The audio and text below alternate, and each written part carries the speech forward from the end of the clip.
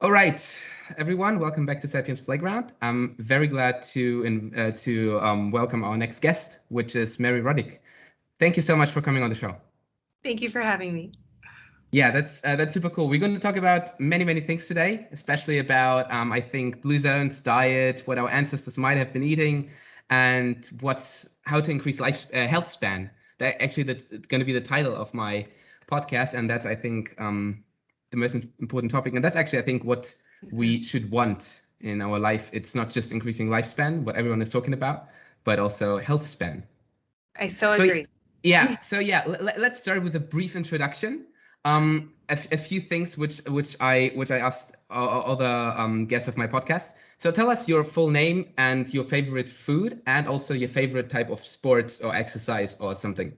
Okay, sure. So my name is Mary Ruddick. Gosh, favorite food is actually difficult for me. I love food. Probably salmon. If I had Okay, yeah. Yeah, probably salmon. Salmon is good, agree. Yeah, I love salmon. And favorite activity would be swimming. Definitely. Swimming, Or yeah. anything water-based. Nice. A water-based is cool, yeah. Nice. Okay, so... Sorry? What are yours? Oh, okay. My favorite food, I think... Oh, that's difficult. I think it's brain. Good for you. Yeah, like I was trying brain and it's insane. It's awesome. Yeah, I don't know. Have you ever tried brain? Oh, many times. Yeah, usually when I'm with the tribes, that's the first thing you eat from an animal. So yes. Oh, it's amazing. Is it liver the first thing you eat? Yeah, well, you do liver first, and then you do brain, but it's all in like the first minutes, essentially. Okay. So just very quick. Nice. Yeah, I was trying brain. I had a butcher here, and I was asking for brain, and they're like, okay, like we've never tried to get brain from our farms, but you're like the first one who's wanting to have brain. But I got some brain, and it's great. It's awesome. I'm mixing it up with some ground beef and adding some eggs, and it's insane. Like my parents are not that much into organ meats, but they love this kind of combination: brain with ground beef and eggs. It's incredible. Really good. Yeah. And exercise, I think for me, I'm mostly into like bodyweight stuff, calisthenics, doing like push-ups, pull-ups, and stuff. And from that, my favorite exercise, like I don't know, probably push-ups because you can do them anywhere. Yes. I think that's I like this. You can do it at home too. I'm actually really getting nerdy into calisthenics lately, and it's kind of great. Cool. So yeah, that's cool. It's just using your own body weight. That's what our ancestors would have done, right? Exactly. Yeah. Okay, so I've heard you telling your story, your kind of way into health. Basically, you have an amazing story, and I've heard you talking about your story on the Peak Human podcast, and also the podcast from Paul. I think Paul Saladino. You have talked about that extensively. So, but I think not everyone has heard it yet. So please, if you mind, I know you've shared it a couple of times, but it would be amazing to hear it again because I think it's absolutely it would be very valuable for many people to hear that. So maybe tell us what was your path to health and what other things you have had to go through and the difficulties you have had to overcome. I'd be happy to. It's actually very relevant right now because most of the people that are going through long COVID are going through exactly what I went through. They're just starting on it instead of going through it for as long as I did. And I'm hoping to stop that, to get people to reverse that in this first year with some of the knowledge I can share. But and not go through what I did. But I was a healthy kid. I was an avid athlete. I was a normal kid across all stratospheres. I was just normal. And in my first semester of college, I was living in the Bahamas on a remote island.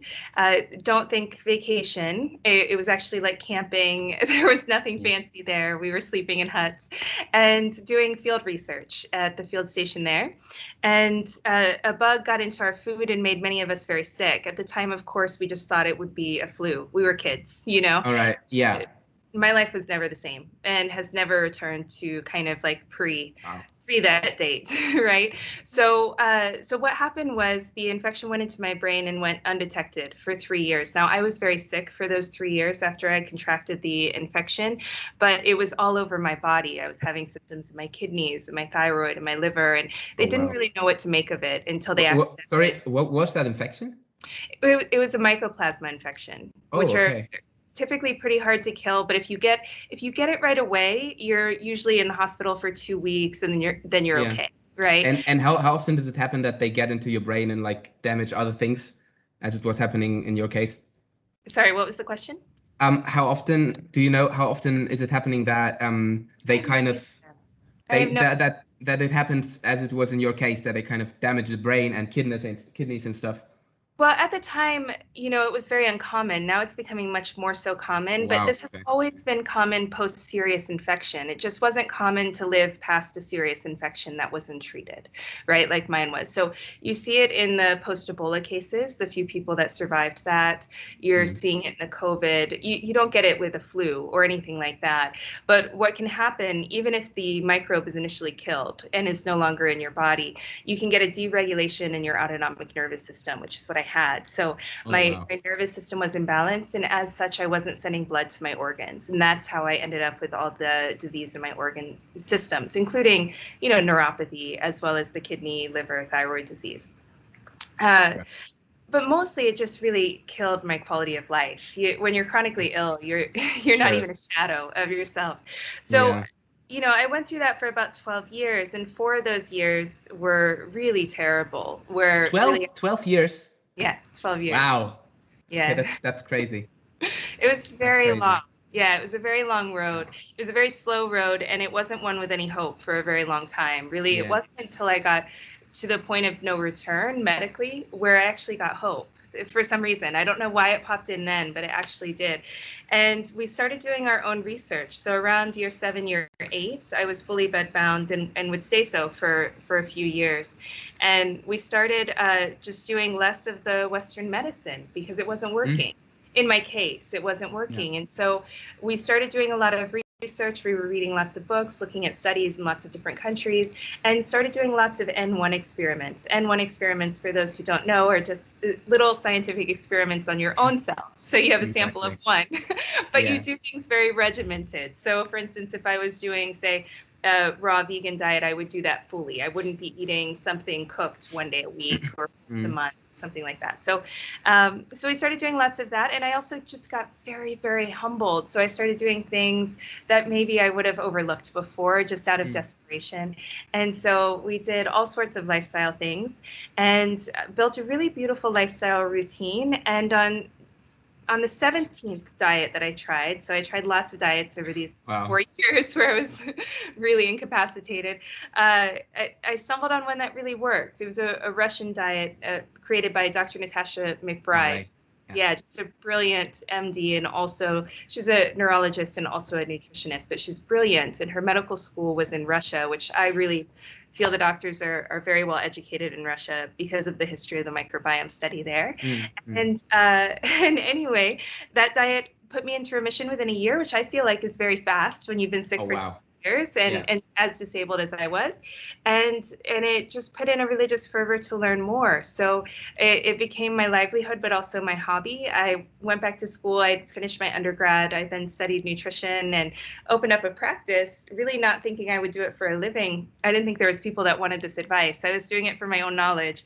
And then I've been busy for the last 10 years. I've just been full and swamped, and been studying around the globe, researching with traditional cultures, ancestral diets, and doing talks at conferences, things like that.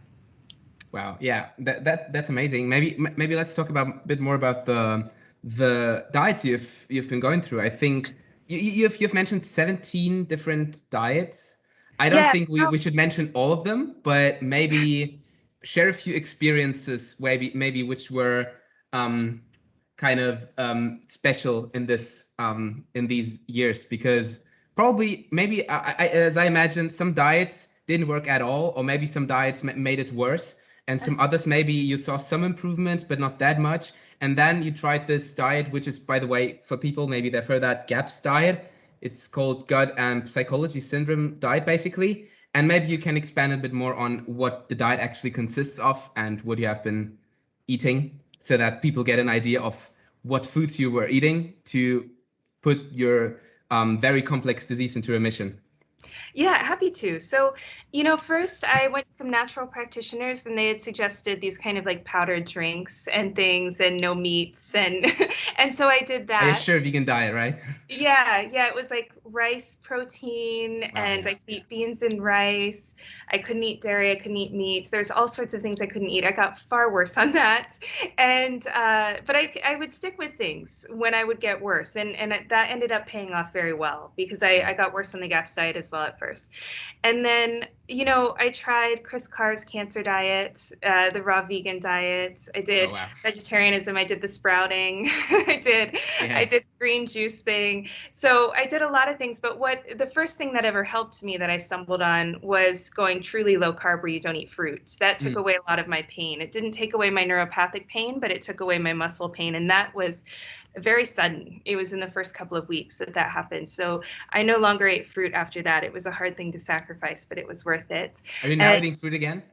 Yeah, I eat it sometimes. I Occasionally, still yeah. have Okay. negative connotations for it, Yeah. personally, Okay. not for other people. I let my clients eat it, but Yeah, sure. I had such incredible pain when I would eat fruit. So I Wow. just don't think of fruit as exciting anymore. I'll eat mango is still wonderful. I'll eat that if I'm in a tropical location, but Yeah, that's sure. about it. Yes, Okay. berries. I eat berries for sure. Yeah, okay.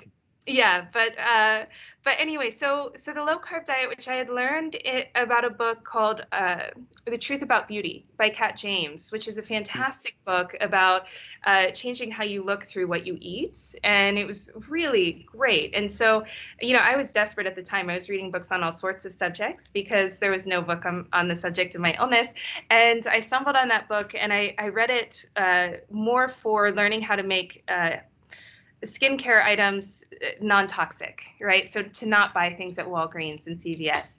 And that's why I bought that book. I didn't expect there to be a diet in it, but when there was, I was like, I'll try it. So I did, and it was actually great. It totally eliminated my muscle pain, which was remarkable. So that was the first one. And then I did Weston A. Price, and Weston A. Price.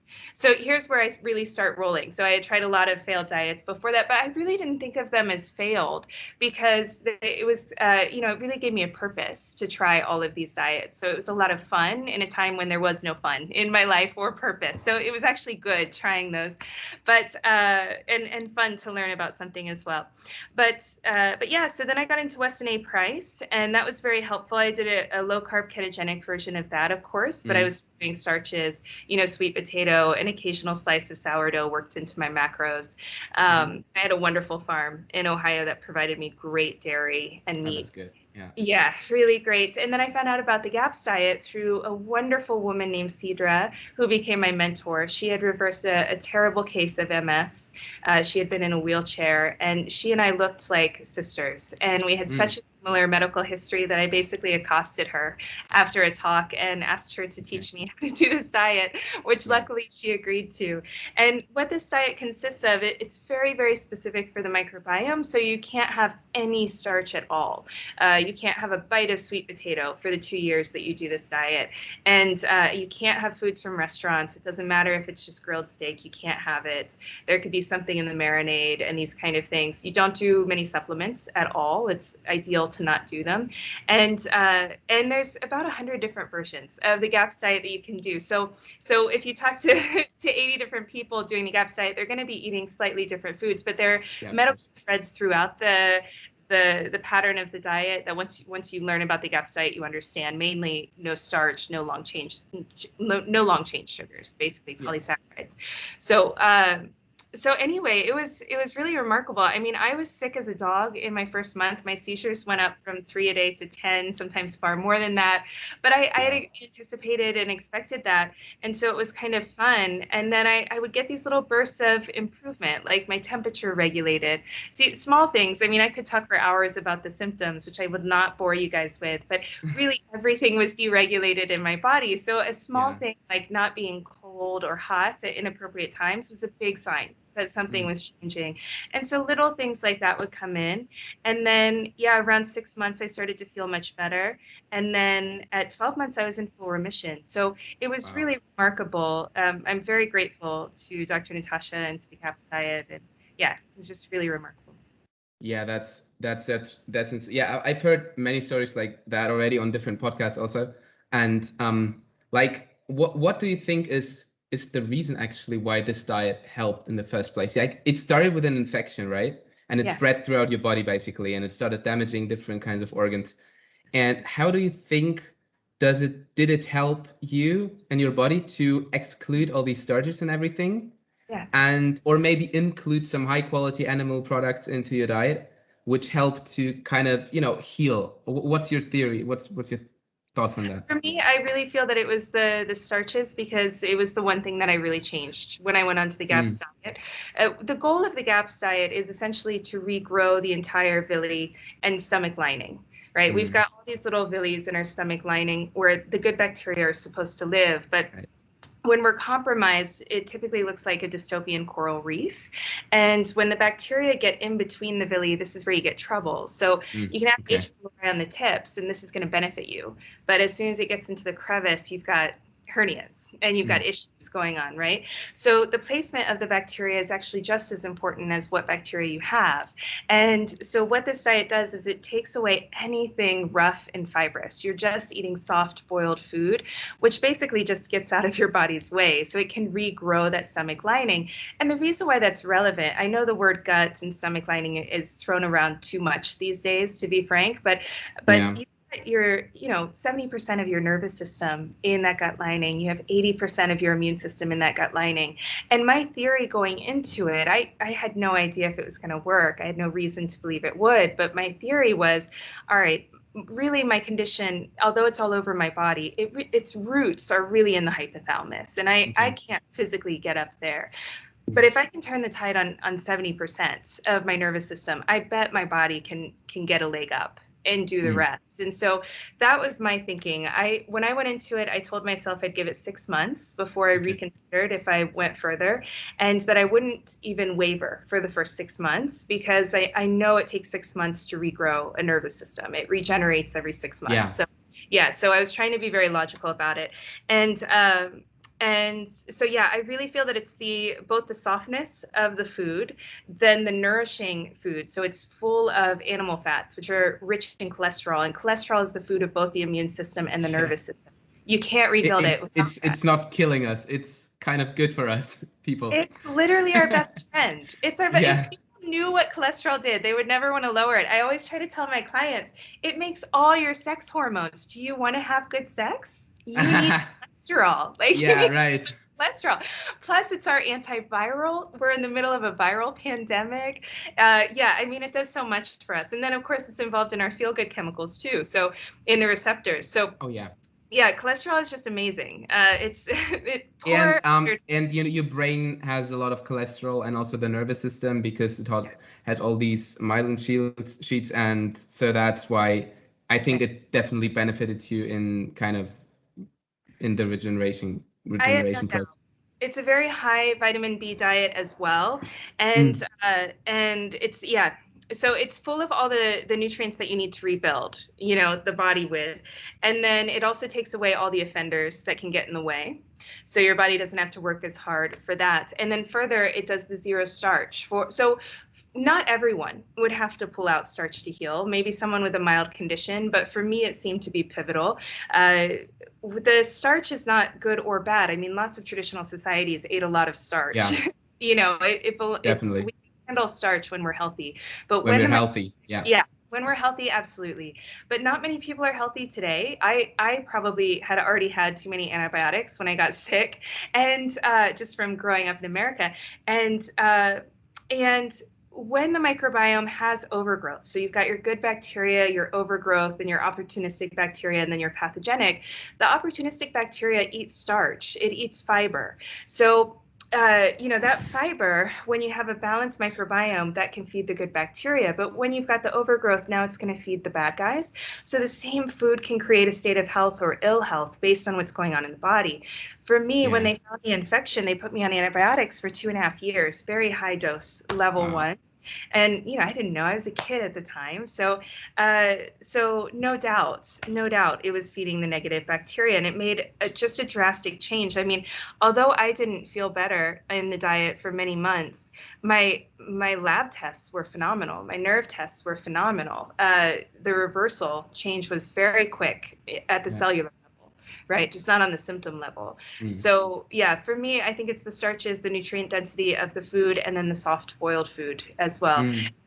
I mean, it's very nuanced. That diet doesn't even let you have bone broth. It's meat broth. There's a big difference between the two in cooking time. Oh, I thought you're supposed to eat bone broth, but it was meat broth. Yeah, broth. meat.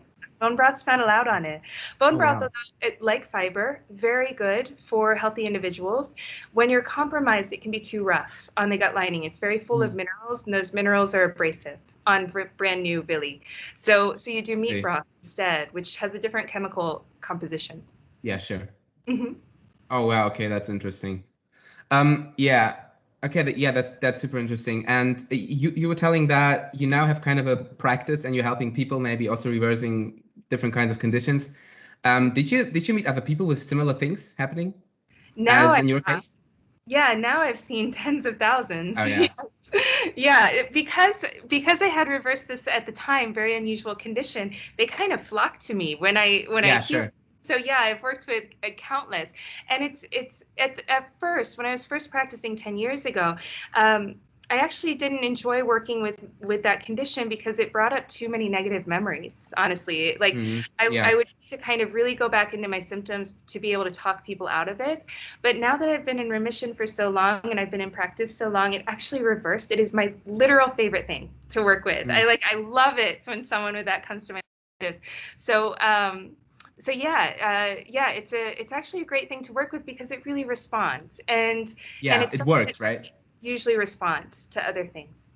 Okay, that's cool. So yeah, because I think that's something where the medical system really needs to change. I think like I'm in a medical system right now, and it's already like I'm in the second semester. Like I'm at the very beginning. I'm just at the very beginning, and it's already all about here is the disease and here is how we treat it. And I'm like asking questions. Stop. What was causing the disease? They'd be like, we don't know. Like it's not studied, and we don't know what's causing the disease. So here's how we treat it. That's what we know essentially. Yes. And I think that's where we need a change, because so many things in the medical system are unknown, but there are like practitioners as your example, and they help reverse these super difficult conditions which the medical system doesn't know what to do with them. And you're kind of reversing them and helping people. I think that's remarkable. It's the best thing in the world. Yeah. That's like, I'm very grateful for what I went through because I wouldn't be able to do this. It's a really great thing to do. But I think the tides will change on their own, I think, because so many people are sick now.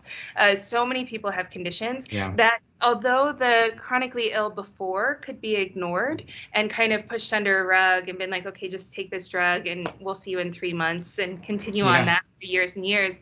The numbers are getting so high of chronically ill people. And I think that's why we're seeing so many people really start to take full responsibility for themselves and not just shirk the responsibility of healing themselves off to a practitioner, but really start to try things. Like I'm getting people now in my practice who have tried 3 or 4 medical diets before they come to me. That was not the case 10 years ago at all. So I feel that this education that we can all get from YouTube, from podcasts, people are really starting to use that and try things. And I think it could really flip chronic healthcare for the better. Yeah, exactly. Chronic healthcare is the thing, because we're quite good at tackling like acute things. And if someone has an accident or an acute heart attack, then we are really good at saving the person's life. And that's why people like were saying, yeah, but cardiovascular mortality was going down. Okay, cool, but cases are still going up. So it's not an excuse. Yeah. Let's talk about Weston Price. You've already talked about Weston Price in your journey. I think he's an amazing man, and it's very unfortunate that we're not being taught his story and his work in medical school. And I've been listening to Dr. Stephen Lin, probably you're familiar with him. And he also taught that even in dental school, they have not been learning about Weston Price. No. But I think there's so much in his work which should be used and basically, told to people, because it can change a lot. So maybe let's talk about Weston Price. What was he doing? And it's basically what you were doing right now, right? Traveling the world and way more than I am doing. Yeah, he inspired my travels, to be honest. When I was bedbound, I stumbled upon his book. I don't know how it ended up in my room, but I did. And his book, for those of you who aren't familiar with Weston A. Price, he was this wonderful dentist from Cleveland, Ohio, who realized he started seeing far more dental caries and tooth decay, gum disease, all sorts of things. And it was unusual, actually. We like to think that dental caries are normal, but they're actually not. And it was very unusual. And he noticed this change. And so he went to regions that had not had foods of modern commerce, so processed foods, essentially, and to see if they were also going through this epidemic that they were experiencing in Ohio. And he found that they were not. And anyway, it's really what turned my head. I think it turns a lot of people's heads, because what he found really goes against dietary dogma that's still being taught today. And it's not political. It's just like, oh, here are these people, and this is how they eat, and this is what their health is like, and here are these people, and this is what they eat, and here is what their health is like. And in each of these regions, the people were just in outstanding, phenomenal health, the level of health that would be hard for us to cognitize. And yet they were eating all these foods that we've been told not to eat. So it was in reading his, I think he went to 42, 43 different tribes in Africa on his tour. I mean, it was really impressive.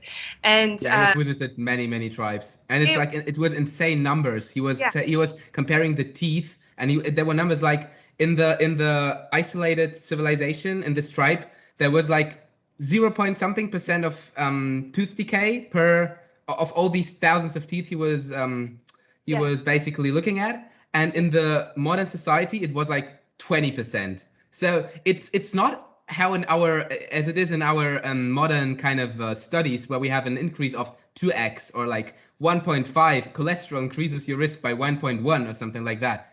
But it's 100x. It's uncomparable. It's insane. Yes. Yeah. And it showed, too, that a lot of my beliefs about the past weren't true. My mom used to joke about anyone who romanticized about Victorian times wasn't thinking about the lack of dentistry. And realistically, they actually were fine, right? They weren't having issues. Yeah.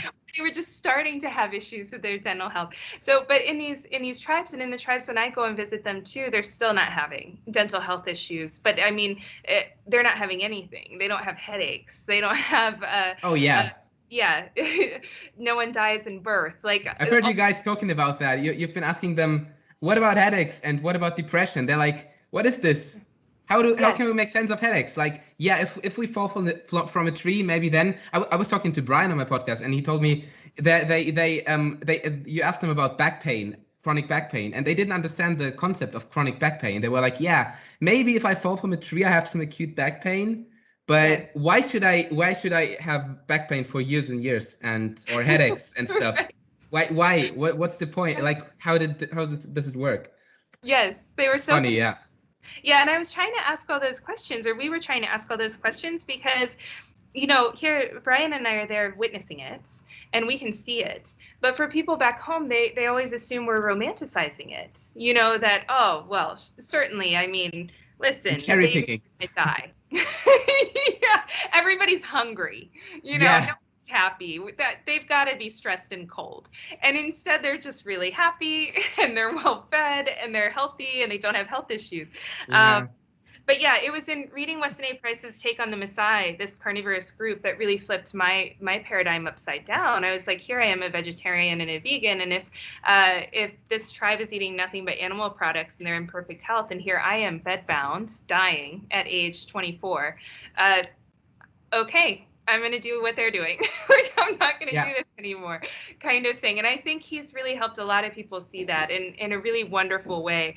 So yeah, I have so much respect for Weston A. Price. I just submitted an article for them about the Botwa, our journey. Brian was with me on that trip too, to the Botwa, which was really good. And I hope to do more of that. I hope to really support that organization, because they're so amazing. Yeah, absolutely. We can then talk about your experience with living with all these tribes. I think that's super interesting, and there's, I think, a lot to share from your trips. But from the work from Weston Price, he was, I think, the main point he recognized in all these societies, they all basically praised animal products, and even in places where plants were abundant, and they basically had lots of plant foods available. They still had a very substantial amount of their calories coming from animal foods. And yeah, maybe let's answer the question for people, because Sure. I've many good friends who are plant-based or thinking in this direction, basically like plants are good, animal foods are bad, because that's what we're told, unfortunately. And everyone thinks that they are bad for the planet, bad for your health, which is yeah.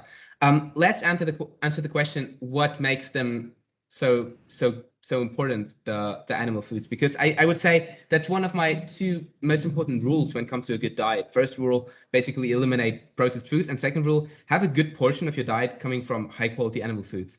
And what's your take on that? Why do you think animal foods are so crucial? I fully agree with that. I think it's very difficult. I don't think you can be healthy without it. Historically, no culture ate a non-animal food diet, right? So whether it was from dairy, fish, eggs, meat, it would vary by location, but not so much by preference. It was more like what they could get. Everywhere that I've been, it's always the priority. That's the priority, and that's also the favorite food. Do you know when that changes? Well, this is really interesting. So, and Brian might have told you about this, because we had arranged for a council of elders to talk to, and it ended up being in this interesting village that was more modern. So they, when they were children, ate lots of dairy and meat, but since the time they were 12 or so, the economy really changed and they started eating mostly maize. So now their favorite food is ugali. They're the only people I've ever visited who said ugali, which is a product made from corn, was their favorite food. Usually it's like baboon brain or dik-dik liver, skin.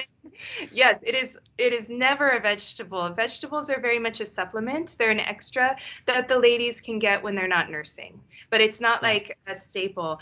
And so in all the cultures I go to, whether they're carnivore or not, whether they're just animal-based but not carnivore, like maybe the Chaga, for instance, who eat a lot of plantain, cassava, tapioca, but they eat a lot of meat and fish and eggs and butter and all these things too, right? So the plants are just also on there, but usually the plants are a vehicle for the animal product.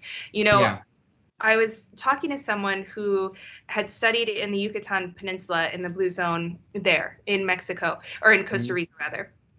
And she was saying that it was so silly for so many people to think that this was a plant-based diet. She was like, what do you think people used to cook in before these modern vegetable oils? It was lard. The people like lived on pork and lard, and they would cook everything in the lard. So a lot of times it's just a lack of historical knowledge where people get this idea. But the fatty acids, the vitamins, and nutrients are extremely important. And when you mess with that delicate balance, you can really get into trouble. So take Japan, for instance. Now, Japan was a high pork diet, pork, fish, and then starch. And honestly, a lot of traditional societies were starch and protein and fat. You don't see as many vegetables like we like to. Yeah, and like I said earlier, when you have a beautiful microbiome, that starch is not going to hurt you. You can be healthier for it. It's when you're compromised that is problematic. But in Japan, if you decided you didn't like pork, so you stopped eating pork and you were just eating the white rice and the vegetables, the soy and the fish, you would end up with beriberi, which means I can't. Right? You would actually get dysautonomia from a B1 deficiency, because what's this thiamine deficiency, right? Yeah, the thiamine is I've heard of that. And the rice depletes the thiamine. So if you eat the traditional Japanese diet without the traditional pork aspect of it, you actually get sick. And so you see that a lot, that these things have to be together. And that's why I think it's so helpful if someone is trying to be healthy to just eat regionally. Think about what food would actually be here, 400 years ago. Like right now, if it's January in the Midwest of America, would you be eating vegetables and fruit? Maybe carrots. Maybe carrots. Maybe some fermented vegetables. Fermented things, sauerkraut, some beets. You would be really sick of beets and carrots and onions by now, because you would have been eating them for a month. Like, the rotation would not be there. You would not be having variety except for seasonally, and you would be really primarily getting your calories from animal-based nutrition.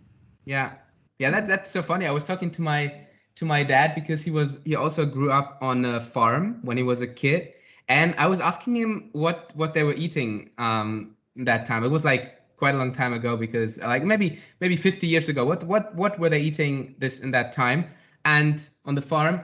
And he told me, yeah, they had meat every day, they had eggs every day, they had milk, like these dairy products every day. They had cows and stuff and sheep and everything. Yeah. And vegetables, he was like, no, we weren't really eating many vegetables because they had maybe all these regional vegetables and also seasonal vegetables. Like maybe in summer they had a few more vegetables and maybe some fruit also. Yes. And in winter maybe some starch, as you said, and some carrots and stuff, some fermented things, but not like what do we have now? Pepper from some other country, tomatoes from Brazil, and I don't know, oranges and banana from Yes. all over the world. And I Yes. need my avocado for whatever. And this is ridiculous because how would our ancestors have survived on the regional foods? I mean, Exactly. you know. Yeah. And that's the easiest way to think of it. Like, what would they have done regionally? And Exactly. that'll reset any kind of dogma, really. Yeah. This was just so funny because it's kind of the opposite of what we're being told right now. Basically, Yeah. eating more vegetables and more vegetables and Yes. less meat because but our ancestors would have done exactly the opposite. They would be like, yeah, we don't have vegetables and we're gonna eat all this meat Right. because that's what's around. And what I would hope people can start to understand is that we really tend to, if we think about the past, we tend to put our present onto the past, and our present health issues just were not around in the past. Yeah. There was a few cases of type 1 diabetes in places of civilization like Egypt, Cairo, some of the European countries. You would see more things, but again, you're having displaced foods and those kind of things. But all in all, for the most of the world, in all of our archaeological evidence, we really were not dealing with these chronic illnesses at all. And you can still go to so many places. I mean, I was just with another Maasai tribe in Kenya. I hadn't been to the Kenya Maasai until this last month. And they were in peak, incredible health. And they had very different eating habits than the Maasai in Tanzania. So it was really interesting. So you can still go and really witness what human health is supposed to look like. And it's so different. So for the listeners, when you're thinking about, what my great-grandparents or great-great-grandparents would have eaten in this region, don't put your modern health issues on it, because here they were eating all of this animal-based nutrition and whatever seasonally was there. So summer, the fruit, summer, more vegetables, winter, much less, depending on the region. But they didn't have the same health issues that we do. Oh yeah, absolutely. They were just healthy. They had this longer health span. They weren't maybe living for 200 years, but they were living up until their, maybe you can tell us, you maybe saw some vital 90-year-old people there who were jumping around and dancing and maybe even older. And then they live into their 90s, whatever, with perfect health. And then maybe something happens and they just suddenly die without this chronic illness stuff. And I think this is essentially how we would like it to have then later. Just live a perfect life as long as possible. Yeah, I mean, having been ill myself for so many years, I would never choose to be ill and live. If you were asking me when I was sick, I would have preferred to have been dead. And I think most people who are chronically ill would answer that way. It's not a gift to be alive when you have chronic illness. The only people that think that have never been sick. So so health span, I think, is far more important. And we seem to be very obsessed about this long life. But really, we want to be popping out of bed. We want to be wanting to exercise and move our bodies and dance and sing. And see friends and not be introverts, like go and be part of a community and create things and be creative and inspire and not be, swallowing a bunch of medication, suffering. This is how it's supposed to be, and not as people think. It's normal to have headaches every day, and it's normal that I need 2 or 3 hours to get out of bed, So because you're so sluggish and everything. I need 3 hours and in my coffee, 3 cups of coffee, 3 hours, and I don't know, something else in order to kind of feel some energy flowing, which is crazy. And people think that's normal. It's very sad. Yes. Extremely sad. Yeah. So we started talking already about places you've been visiting. I've heard you talking on the podcast, I don't remember which one it was, about Ikaria, I think. this place in Greece because it's one of the blue zones. So maybe let's first talk about the blue zones in general. I think almost everyone is familiar with blue zones right now, but maybe briefly explain what blue zones are, and let's talk about your experience on what people are eating on the anti-plant-based diet on Ikaria. Sure, yes. Yeah. The blue zones are essentially regions of the world where there are more people that live into their hundreds than other regions, supposedly. Exactly. So people are in quote unquote better health.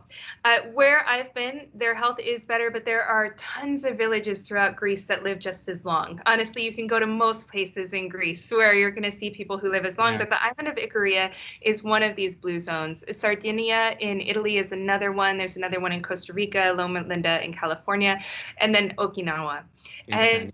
And these were created by some or kind of found in a book written about by a man who's probably a wonderful person, but he doesn't have a health background. He has a travel background, an immense travel background. So I don't want to downplay his travel. He's like very well traveled, but he's looking with the eyes of a traveler, not of someone who studies nutrition, diet, and health. And it is very different when you look at something with eyes of that matter, I would say. Yeah, sure. So I had known about his book and had read it, and I didn't see how it would fit. I mean, the Greeks eat all things, right? They eat starches, they eat fat, they eat a lot of fat.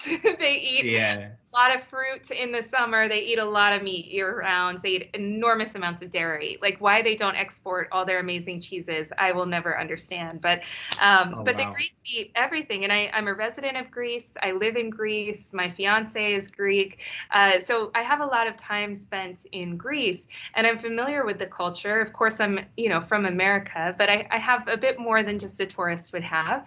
And so I was interested in going to Ikaria to see if this was true. And I had really thought that it probably was. I was like, maybe they just eat a lot of beans. Who knows? Yeah. Like they're just this strange island, that doesn't eat like the rest of Greece. And when I got there, I was shocked. They don't eat like the rest of Greece. I will say they do eat differently than the rest of Greece, but they eat more meat, right?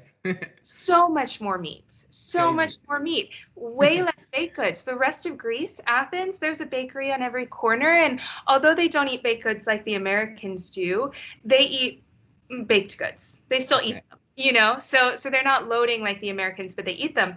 Whereas in Ikaria, I just didn't see anyone eating them. I was in houses, I was in restaurants. We stayed there for a very long period of time, went all throughout the island, befriended people, did lots of interviews. And the kitchens were phenomenal. You'd go in and the whole family is working in them, and they're making all these cheeses. They're making tongue soup and pork head soup and no beans. There's no beans. I mean, there's beans on the island, but they're side dish. They're not the staple. The special should qualify this by saying that the restaurants here are not for foreign tourists. Really, it's just local Greeks that go to Ikaria. Typically, it's not an island for tourists. There's no shops. There's none of these kind of things. So when you go to a restaurant, it's like eating at an aunt's house, is what it is. There's not usually written menu. There are exceptions to that. I took pictures of all the menus I could find, but usually they were oral, and it was just the random special of what had been found. So it was wild boar season. Everybody had just killed a wild boar, so there was a lot of wild boar being eaten. And here I was in the middle of summer, so I was really expecting it to be lots of figs and the fresh foods, but it actually wasn't. It was one of the most meat heavy places I've been outside of Japan. So even in summer, where you have this big availability of plant foods and everything, they still ate so much animal products and dairy and everything. Yeah, it was incredible. It was actually incredible. And even Dan Buettner, who wrote the book, if you look at it, his estimations were that they ate 50% of their diet from fats, but he did not include, and neither did the studies, the dairy or a few of the animal items. Like they don't tend to eat beef there. They do now, but traditionally they didn't. Wasn't this a thing with the language that they didn't understand the word for meat, or they had another? Could you elaborate on that, because it was quite funny. I've heard that on the podcast, and it was funny. Happy to. So the Greek language has a ridiculous amount of words. I forget how many it is. I think maybe 5 million. Wow. Many, like millions more than the English language. And so things are very specific. And I think that's why it's the language of the philosophers, right? Because when you have a lot of words, you can really cognitize something and communicate it.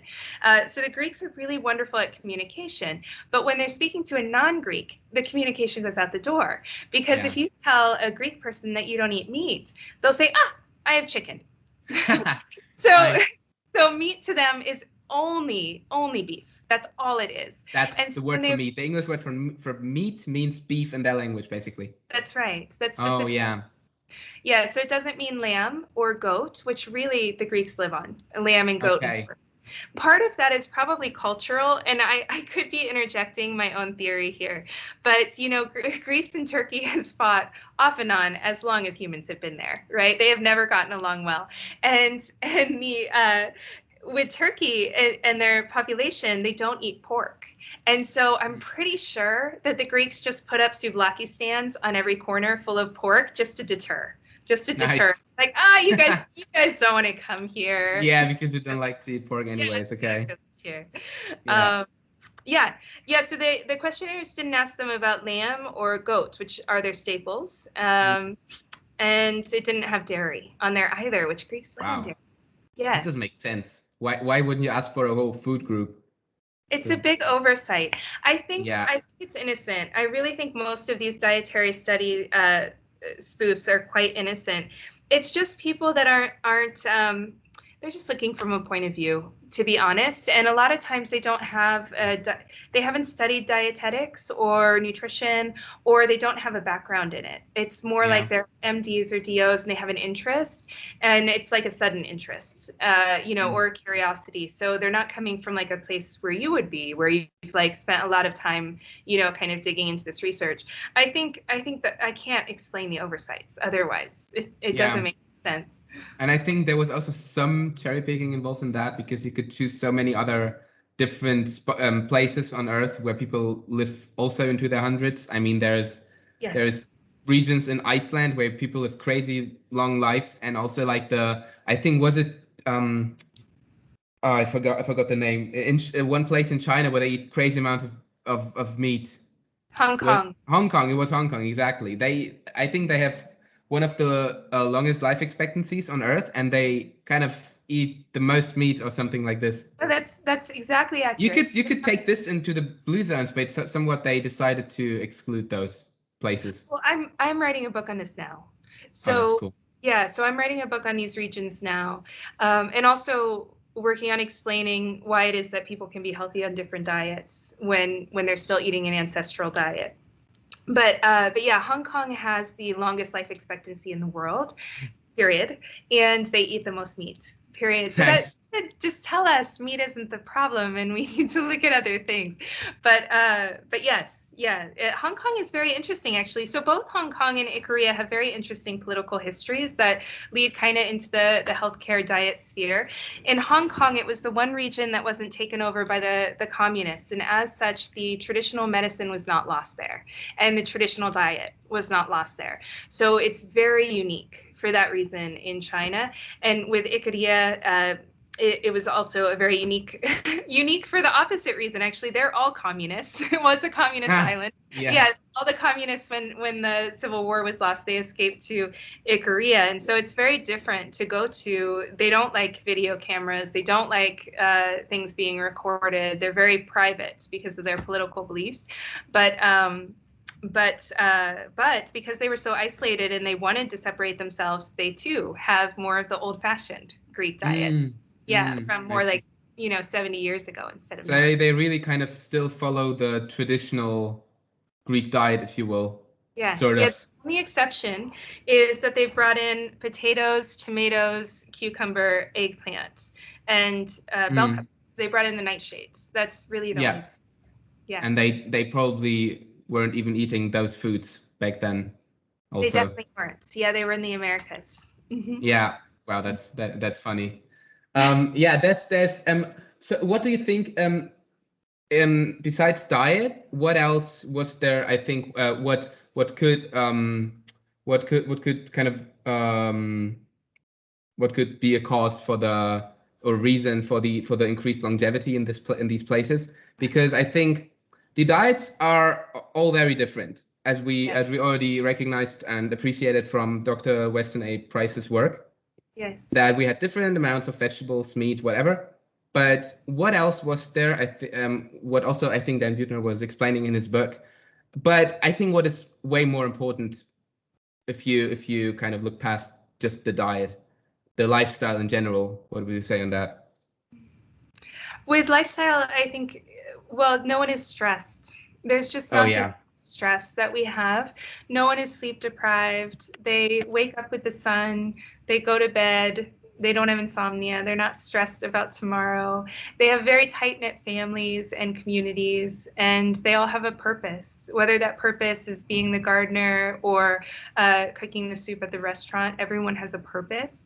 So really they're living in alignment with nature, with sunlight, with rest, and with community. They're very, very close all the time. No one is off by themselves, doing their own thing.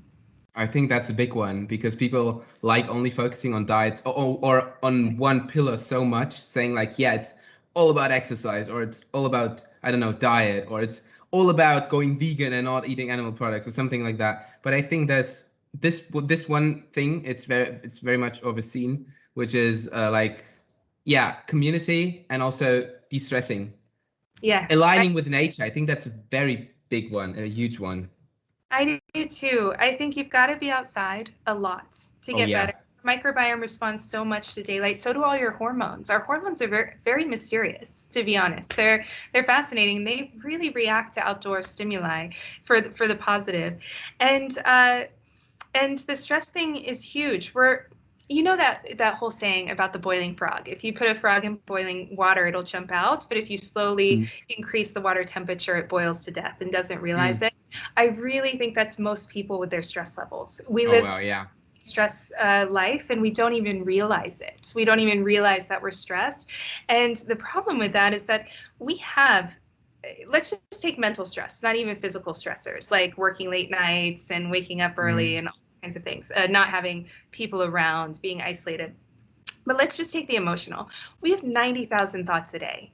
We know that if those thoughts are releasing stress thoughts, let's say like, this is overwhelming, this job is killing me, whatever it is, it takes the body 60 longer to heal from something as simple as a blister, right? Oh, yeah. So it doesn't matter if you're doing nothing but drinking wheatgrass, which isn't something I teach, but let's just say that's your thing, or just eating raw liver.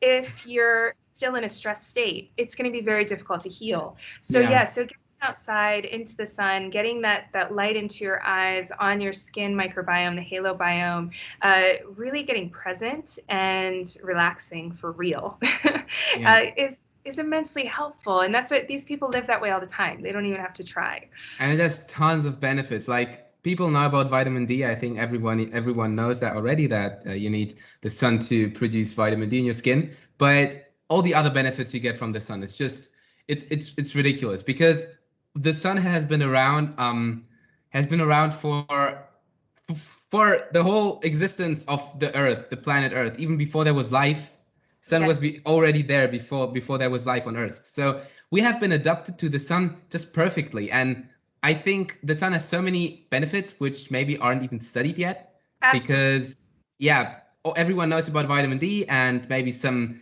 things, how it regulates hormones and our sleep and everything, which is super fascinating. But I think just ask someone to go out into the sun, and the person will feel better just by going out and being outside and being in nature. Yeah. This is a huge one. I think it should be a separate pillar of health, is sun. I fully agree. I fully agree. I've been in Dubai now for the last 2 weeks, and right before this I was in Kenya, and Kenya is just very dangerous right now. You really can't go outside. And so I was doing my whole morning routine inside, my workouts, meditations, journaling, and you can't go for walks there. And it was so interesting, the difference. As soon as I was in Dubai, doing my routine in the sun for 2 hours every day, 3 hours, I feel superhuman. It's amazing. It's amazing how good the sun makes you feel. It's incredible. And also it even influences your sleep. It even affects your sleep. Like you need it's super fascinating. You need the signals from the sun in the morning in order to prime you for a good sleep later in the night. It's kind of funny because you need to get some sun in the morning, first thing in the morning, get some sun, and that's kind of a prerequisite to get a good sleep later in the night. Yes. Which is, yeah, it's crazy how the body works. It really is. Yeah, because all the hormones are connected. So if you don't spike your cortisol first thing in the morning and your serotonin and get your dopamine with the sun, then at night you're not going to do the melatonin. And yeah, and the cortisol isn't going to, you're going to have a reverse cortisol pattern.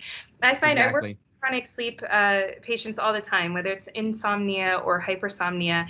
And for them, they're always playing catch up. They're like, well, I couldn't get to sleep until 5 a.m. last night, so I slept until 10. And then tonight, I can't get to sleep again. So they're constantly just letting themselves sleep. And what I have them do is the opposite. I'm like, you're getting up at 5 a.m. every single day, and you're getting sunlight in your eyes immediately.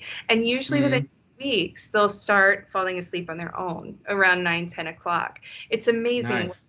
Just being regular, getting in line with nature, and getting the sun will do. Yeah, this can work really well. I just had I remember I made a small experiment. I was sleeping I decided to sleep for 2 nights in a tent outside. We have a small garden house outside from Berlin. And I decided, like, yeah, why not sleeping in a tent? Because it's kind of more natural and stuff. I just wanted to try it out.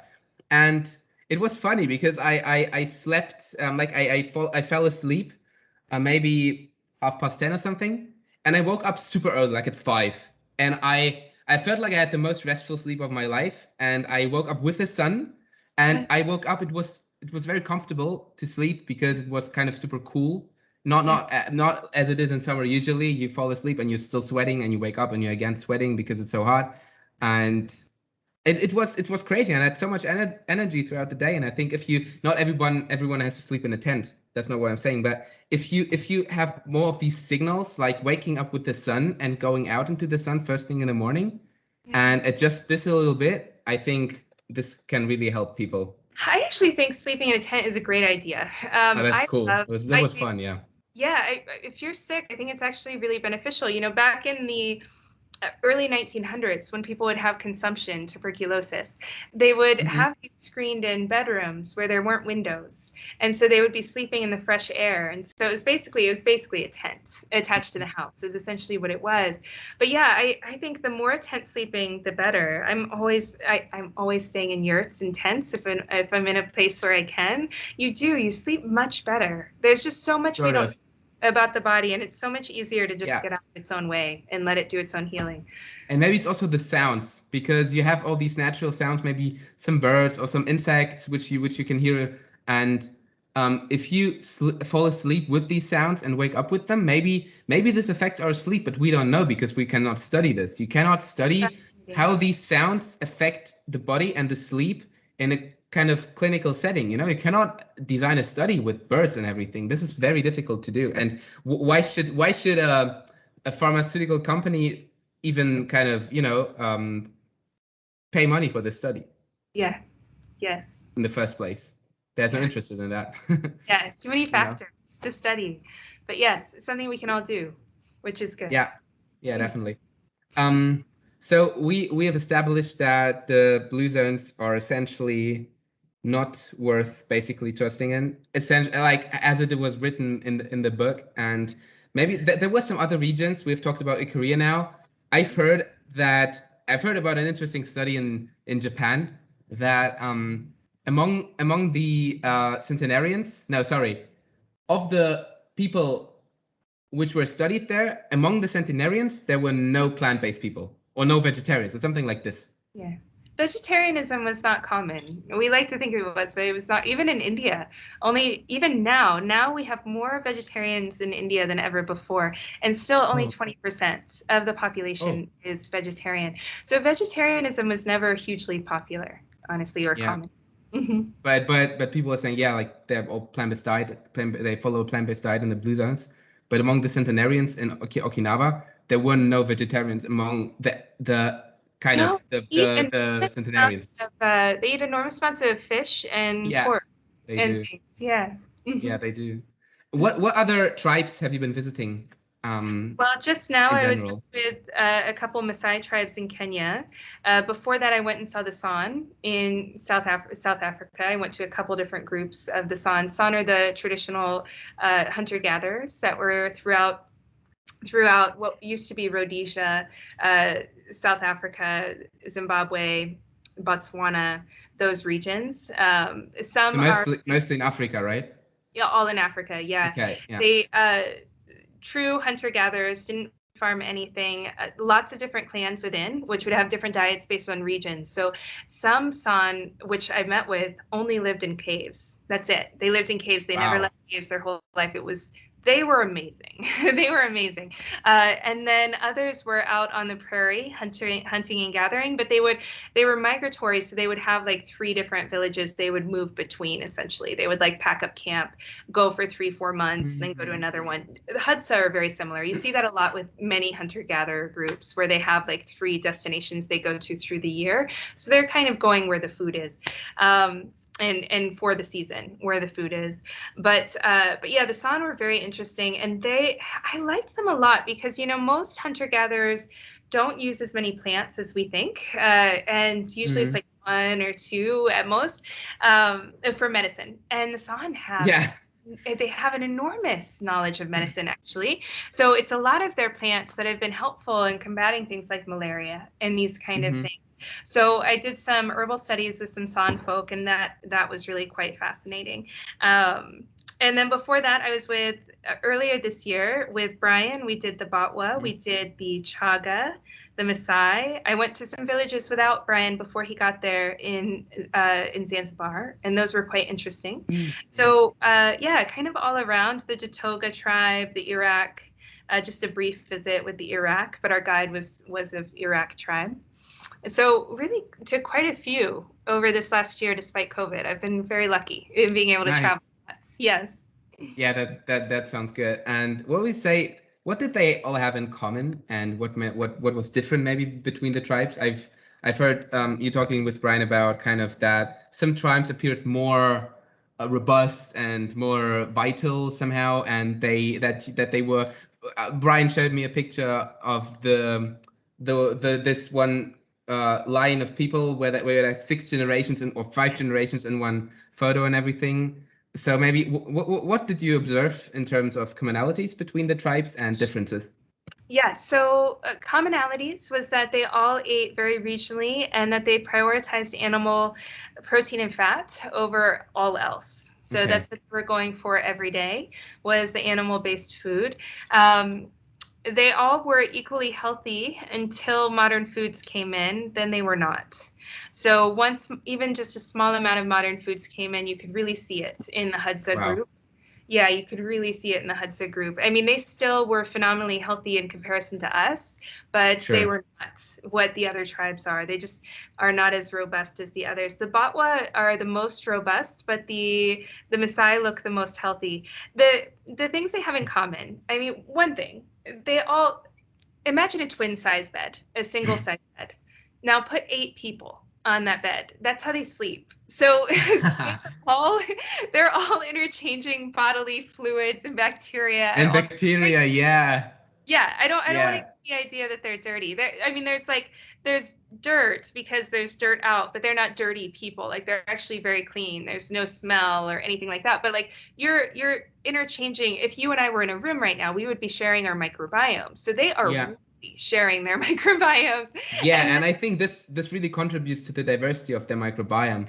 I think definitely. And actually, maybe dirt. We always think dirt is something bad or something negative, but I think we are way too clean nowadays. We are like always, especially in this COVID times and everything. Wash your hands 10 times a day and don't go wear a mask and everything. We should be afraid of all these bacteria and viruses and everything. But I think it's maybe kind of the opposite. Maybe you want the exposure to as much bugs and bacteria as possible in order to get this diversity and this the immune system can also adapt to that and be ready to fight it. I'm really a big fan of Beauchamp and his theories on the microbiome.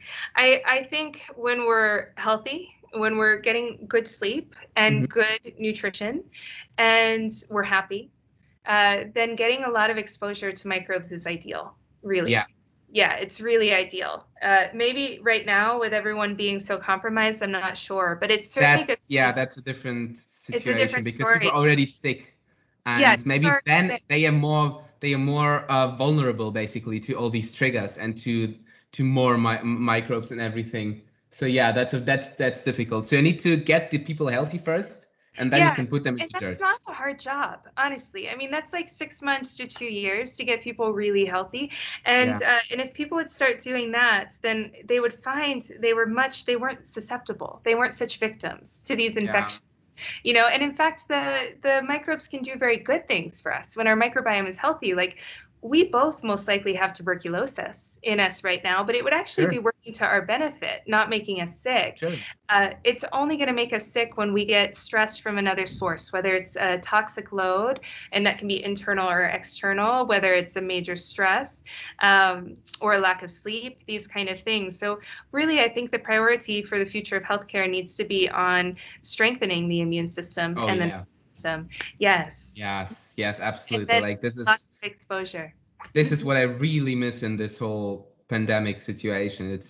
It really drives me crazy that all these measures on lockdowns and stuff. All right, but what about actually tackling the root cause, making people healthy again? Yes. Oh yeah, because this is where we should start. Because if people are healthy in the first place, then they can get exposed to all these bugs and nothing would happen, I think. That's right. And there's so much you can do, from eating a high lysine diet, low arginine, to having plenty of glyconutrients that in our diet that can block viruses from attaching to the cell. There's so many things that we can do that we're just not being informed about. Yeah, let's maybe, if we just touch on that topic, maybe tell people what they can do. You told about diet and what we can eat. So what can we do to strengthen the immune system, especially? I think that's interesting for people in this time. We know we can do this symptom management thing. We can wear masks and wash our hands. We can do this, but how can we strengthen our own body and our own resources, basically? Yeah, the best thing to do to strengthen your immune system is to not destabilize your blood sugar. So you want to have very rock solid blood sugar. Every time your blood sugar spikes, your immune system depresses for 48 hours. So you want to have a very moderate to low carbohydrate diet when you're in the middle of a pandemic. You also want to have a good amount of saturated fat in your diet, because saturated fat, again, is the food of the immune system. You want to be feeding the system that you want to be strong. So that's going to be really helpful for it. Further, what I would do personally is I would eat very low arginine. Arginine is an amino acid that can help viruses propagate. Viruses use it as their food. Arginine does a lot of really good things. So arginine is not a bad guy here. It's just not ideal when there's a viral pandemic. That's not when you don't want a lot of arginine. But when there's not a viral pandemic, arginine is really useful for a lot of things. Yeah. So don't think arginine's a bad guy in general. It's not. But it's in beans, grains, nuts, chocolate, things of that nature. Nice. Yeah, a lot of things. Yeah, it's in a lot of things. And then I would focus more on lysine. Now, lysine is another amino acid. It's certainly not antiviral like it's sold as. It actually, what it's really doing is making an inhospitable environment in the body for viruses, but I would eat a high amount of lysine. Lysine is rich in dairy foods and in meat foods. Products as well, with the exception of shellfish. Shellfish is higher in arginine than lysine. But yeah, so those are just the very basics. And then supplement wise, I would do like shiitake tea. I would be eating powdered shiitake with hot water quite a bit, or drinking that, because that has the glyconutrient that can block viruses from attaching to the cell. And we don't know if it works for coronavirus, but it works for all the other viruses that have been tested. So it's a good bet. It's a good bet to take. Yeah, interesting. And what I do when I'm traveling, in addition, so I tend to fast when I travel. I make sure I'm in ketosis. That's a natural antiviral state. It doesn't make you superhuman, but it makes it less likely that you'll contract something. So it's still possible, but it's less likely. And then I usually will take quinine. Quinine is what ivermectin is based off of, and it fights lots of things, from malaria to all sorts of things. So I usually will take that when I'm traveling. I've gotten very used to traveling, honestly. I'm not as prudent with taking a supplement. I usually just do it through diet and ketosis. But yeah, back in the day, I would always use that. And certainly when I go into the bush, I'm taking quinine. Yeah, because you're probably exposed to many things which are unknown to your body, probably. Yeah, and I actually think that taking an antimicrobial is not the right way to go. I mean, in a really healthy individual, no antimicrobial is needed. When I go to these tribes, they don't get malaria. They don't get sleeping sickness. Exactly. But we've all had antibiotics, so it's a little bit different. Of course, we cannot, unfortunately, we cannot compare ourselves to these people. So just to make clear for people, this is no medical advice whatsoever. Just what works for you. And exactly. So, but I think my current theory. Exactly. I'm practicing. When it comes to these supplements, I think telling people to eat a good diet and to get the nutrients for your immune system, enough protein and everything, lysine, as you said, and also like all these you need specific micronutrients for the immune system, like zinc and other things. And I think if you focus on that through your diet, I think we can postulate that as a sort of advice, because there's nothing bad with telling people to eat a good diet. So we talked about sleep, that this is crucial for your body. We talked about the sun. We see tremendous benefits for your immune system with the sun. What do you think of cold therapy and heat therapy and of these things, or cold exposure?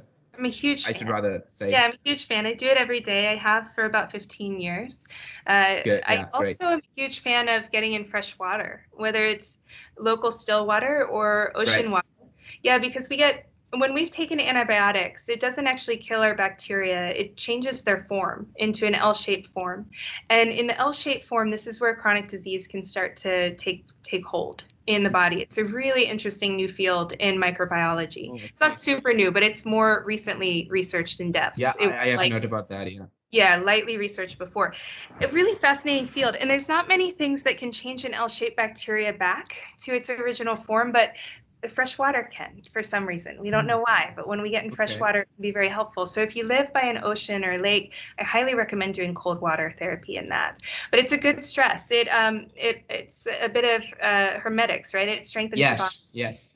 So I'm a huge fan. Plus, it boosts your feel-good chemicals, which is always nice. Boosts your immune function. So huge fan. I make all my clients do it. They probably hate me for it. Okay, that's good, because I also love doing that, and I tell this. All people, I've many people asking me, how can I kind of strengthen my immune system? Because I haven't been sick for so long now, and I don't know what exactly it is. Probably it's everything I do, and same for you. It's probably not only this one particular thing, which is I think it's all together. All together, exactly. But I feel like cold exposure has played a crucial role, because I feel like I'm much more, cold resistant to that. I can, even if it's winter outside and it's cold outside, I can go outside with it in a t-shirt and I feel fine. And I can stay there for half an hour and go for a walk with my dog, and and I'm good. And I think this gives people much more freedom to maybe tolerate some cold, and don't get sick right away if you maybe feel a bit cold and you experience that. Yes. That's a big one. Great. So we already covered it a lot. I still wanted to ask you a few questions. Let me see here. Organ meats. We have touched on organ meats, and that the tribes eat liver and brain and everything. Yeah. And this is crazy, because every time I tell people that I love eating brain and everything, and heart and liver, they'd be like, oh God, this is so crazy. How can you do that? It's brain. And I'd be like, yeah. So what's so crazy about it? It's an organ. You eat muscle meat. It's also an organ. Like, what's so maybe tell people what is so cool about organ meats? Why should we consider eating them in the first place? Well, they're really superfoods. Most of us are pretty deficient in a lot of foods. We eat a lot of foods that cause deficiencies as we eat them. And what organ meats do, they're just nutrition powerhouses. They have more nutrients than any other food on the planet. So like if you look at the thymic gland from a lamb, it has more potassium than multiple bananas. It's just loaded with potassium and all the other things too. So the organ meats, especially when you're compromised, are a really helpful way. in getting very strong. I use them with my ill people. I also use them with my infertile couples. They do wonders for infertility because a lot of infertility is due to lack of nutrients, even when someone's eating a somewhat better diet. So yeah. What do you give your patients for infertility? May I ask? Yeah, so for the female, for the lady, I give her organ meats every single day, bone marrow as well. Okay. We'll usually do liver, thymic gland, kidney if she has histamine issues because kidneys have DAO. Do you try to get her on real kind of organ meats, or because I found it kind of difficult to get my hands on thymic gland. I still wasn't able to get them. So or did you also work with these capsules? You know what I mean? I just do the fresh ones. Okay, that's good. That's cool. That's cool. Yeah, I make people work for it. So because it's difficult for some people to get them, you know. Yeah. It is, but we can usually source them in time. I have clients all over the world. We can usually find them. We do the best we can. And then we do lots of raw egg yolks. That has all your ADK that you need. And a lot of people are very low in that. We do a lot of oysters. Oysters are amazing for fertility because of all the zinc, also good in a viral pandemic as well. And a lot of omega-3 rich foods. So whether that's like salmon or lamb or grass-fed beef, we'll do more of that because a lot of women tend to eat like chicken, you know. And so I'm getting them the other vitamins, the other amino acids, those kind of things. Yeah. And then we go from there based on their history. If they had endometriosis, PCOS, I always do intermittent fasting with them because I've got to get at their insulin if I'm going to get at their sex hormones. And we stabilize their blood sugar. And then usually the body takes care and gets fertile on its own. It's a beautiful thing to watch. Wow. Okay, that's really amazing. Yeah, organ meats are a superfood. People should eat more of them. They're really underappreciated in my opinion, and I tell all people, if you want to eat something, if you want to add something valuable to your diet, it's definitely organ meats. So people should and it's consider great that because they're inexpensive as well. So someone absolutely on and it's a superfood. You don't need supplements when you're doing that. It's absolutely a superfood. Like just really. Trying to find the amount of nutrients in organ meats and compare that to, I don't know, berries or a vegetable of your choice, kale, whatever. It's two different worlds. Like it's insane. They have so many nutrients. It's really unbelievable. They're so rich in different nutrients and in unique nutrients. And maybe they have, we don't know. Maybe they have some other things. Some, you know, I've been hearing Paul talking about peptides and everything, which we don't know about so much yet because they're not really studied. And maybe they have certain compounds which would have specific benefits for a body, which we don't know yet. They also have a lot of enzymes, which we don't talk about. Sure. That are really useful. I mean, I mentioned DAO briefly. DAO is the enzyme that breaks down histamines. I've specialized in histamine disorders since I started my practice over a decade ago, and I used to be one of the only practitioners in the world that worked with it. And now everyone has to know about it because it's so common now. It's incredibly common, unfortunately. And yeah, eating raw kidney or even cooked kidney, both are quite good for getting those DAO enzymes and breaking the histamine down. Not everyone with histamine disorders has DAO issues, so it's not going to fix everyone, but it's a really good head start when you've got a histamine disorder. Did you I'm curious, did you already have you been working with people with autoimmune issues? Oh yeah, since the get-go. And how did you manage those patients? Sure. So I do different things based on what autoimmune condition it is. So like Crohn's and ulcerative colitis, I usually don't have to be as strict with on the carbohydrates. Whereas most of the other autoimmune conditions from RA to MS, you know, the whole gamut, we're going to go into ketosis, GAPS intro, soups only. But I do a twist on it and I add in glyconutrients to regulate the immune system. So yeah, I've seen phenomenal success with autoimmunity. I really haven't seen autoimmunity to be a very difficult thing to get on top of. Yes. Nice. Yeah. That's so fun because in medicine it's like we don't know what to do with these patients and it's impossible and the immune system is crazy and attacking itself and we don't know what to do with that, and maybe we'll have a wonder drug, and it's all about finding a new drug and everything. So people should just should check out your practice, and you will help them reverse autoimmune conditions. That's awesome. Yeah, I have a quick start guide if you just want to get started on my website. That'll get you started, and then if you have questions, you can join my groups. But yeah, autoimmune, that's awesome.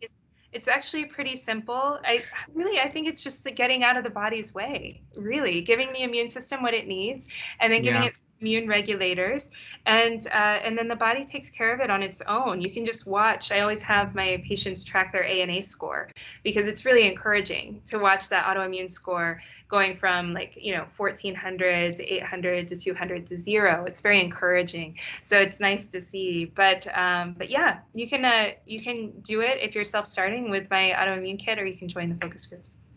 That's awesome. Okay, great. I have a few couple final questions for you. So first one, I like to include a devil's advocate question. Yeah. Because as true scientists, we need to question our own beliefs and stuff. Love it.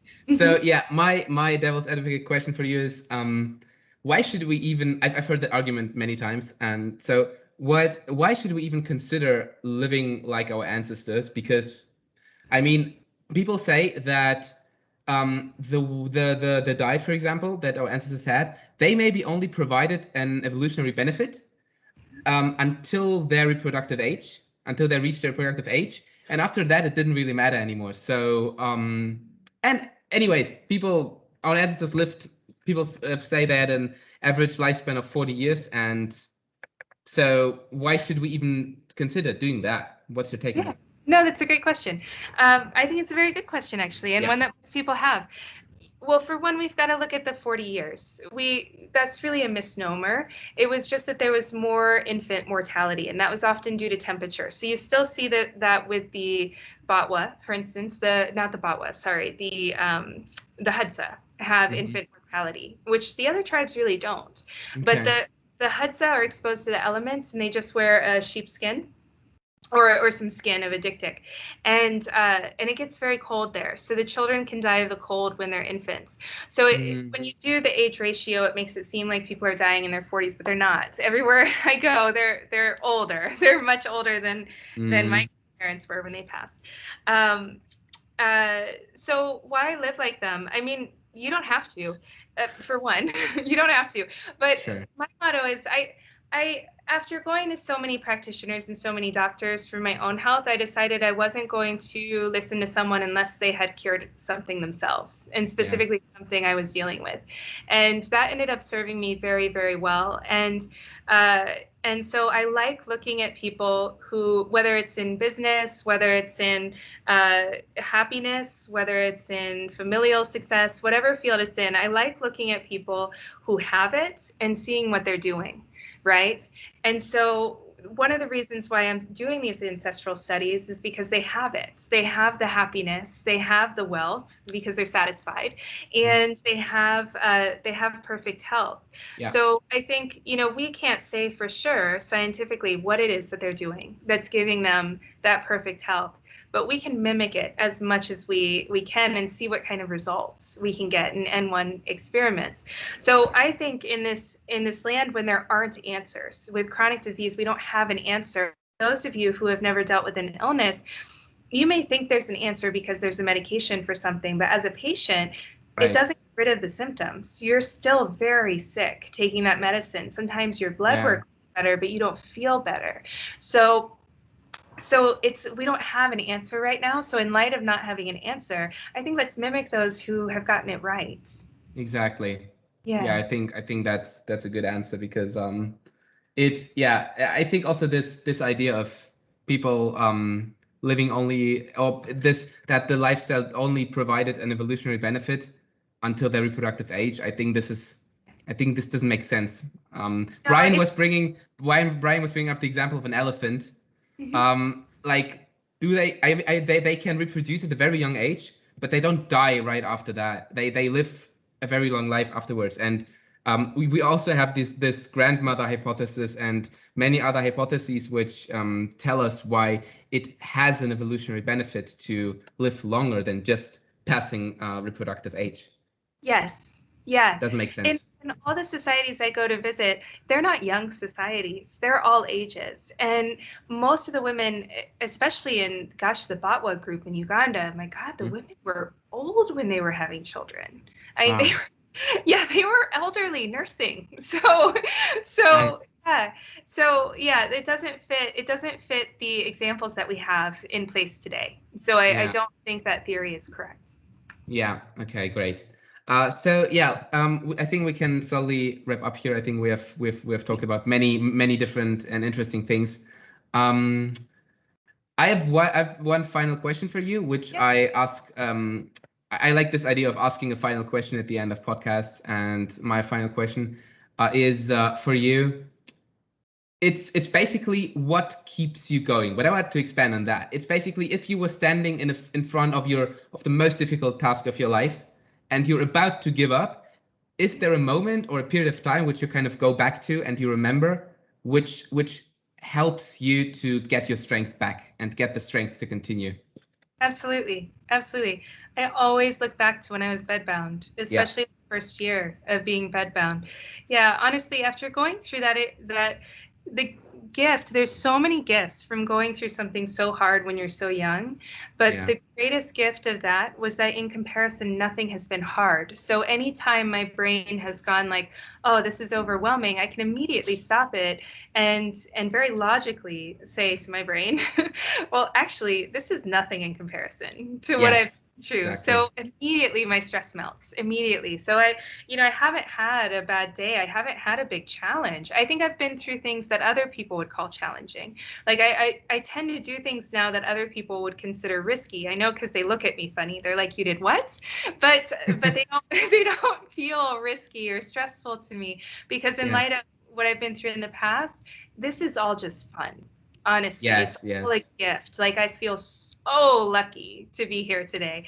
So I am just in a bit of like a kid in a candy store in the world, and have been for the last 10 years. So yeah, that it's to tell you specifically, it's being in bed with no hope and not able to move. Not able to do things. Absolutely. Yeah. That's understandable. Yeah, that's great. I mean, it's probably the reason why you're so happy and everything, and that every challenge is that you perceive a challenge as being easy to overcome because you had this insanely difficult time in your life to overcome, and you have managed it. So everything else seems like nothing. You'd be like, okay, I should do this easy, super easy. Well, exactly, because it wasn't even like a hard thing for a week or a hard thing for an hour or a hard thing for like a month. It was hard for over a decade. Like it was brutally hard. Like you have no socials. You have no connections with anyone. I mean, I can't even express the levels on which this is hard. The physical pain just drives you to want to, commit suicide. So yeah, I'm so grateful for having gone through that, because now when I get a challenge, it's just not a challenge. It puts everything into perspective in a very healthy and very wonderful way. It's a great gift. That's sort of amazing. I think it's very hard to imagine for many people that you can be grateful for this quote unquote kind of horrible time, but it still kind of makes you. It has made you the way you are right now, and it has shaped your life, and that's the reason why you're helping and reversing conditions for many other people. So it's basically, as you said, it was kind of a gift. It really was. It was a huge gift. It's not a gift I would want to relive. I'm not putting rose-colored glasses on it. I would not want to do it again. But listen, like, okay, let's say I'm stranded in some foreign country and I start to feel lonely. I've been more lonely than is possibly, you can't possibly experience that level of loneliness that I had when I was in bed. So in comparison, I can immediately be like, I'm not lonely, I'm good, and immediately happy again. Or like if I go through something that's physically painful, I can compare it to when I was in immense pain, and it's nothing. It's it's like chopped liver. And if I go through a big life change, like I move or I sell a house or I go through a divorce or these kind of like big things that tend to rock people, it's like, well, I've lived when I had nothing. I had no possessions to my name. I had no identities to my name. Yeah. I had no community. I couldn't even really feed myself. So this is fine. I can handle this change. Yeah. So and Exactly. furthermore, it really was like it was such a gift because with having disease all over my body and then seeing all of that reverse, seeing the kidney disease reverse, the liver disease reverse, the thyroid disease reverse, it gave me an enormous amount of confidence when working with people with very unusual conditions, very scary conditions like polycystic kidney disease and very severe kidney disease. And I felt very confident giving them dietary advice that was very polar opposite of the general recommendations because I had witnessed it in my own body, and now I've witnessed it in umpteen patients and clients as well. So no, it was more than a gift. It's given me the most beautiful life I could possibly imagine. Yeah, that's amazing, and I think it's also it's a great thing. People should also maybe try out if you have if you're about to give up, maybe try to think back to difficult situation or a thing you have overcome in your life, and this will give you some strength to move on. It helps you to write your story when you're going through something tough. Yeah, and that's exactly what doing that will do. Well, great. I want to be respectful of your time. I think we've talked about so much right now. It was great. I'm really grateful that you agreed to come onto my podcast and talked with me about blue zones and your travelings and the people you've been talking to. I think it was great, and I hope this was valuable for people. Maybe for the very end, tell the audience where they can find you. And I will make sure to put this to the show notes. Oh, sure. Yeah. So my website is enableyourhealing.com, and you can find my quick start guides and my focus groups there if you want to join in on those, as well as my podcasts are there. So this will be there as well.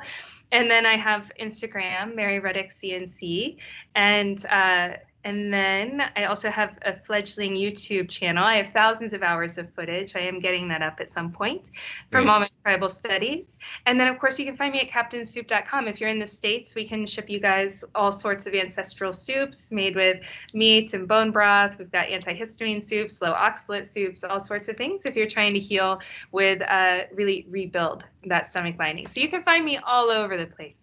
How is it with the? Can you spell it for the people with the soups? Yes, that's captainsoup.com. Captain Soup. Yep, captainsoup.com. CAPT. Yeah. And the other was enableyourhealing.com, right? That's correct. Great. Okay. Yeah, I'll make sure to link this, and I hope this was valuable for people. And again, thank you so much for coming on. This was great. Thank you so much. It's so lovely to see new doctors like yourself getting into this stuff. I'm so grateful for you. Oh yeah, thank you.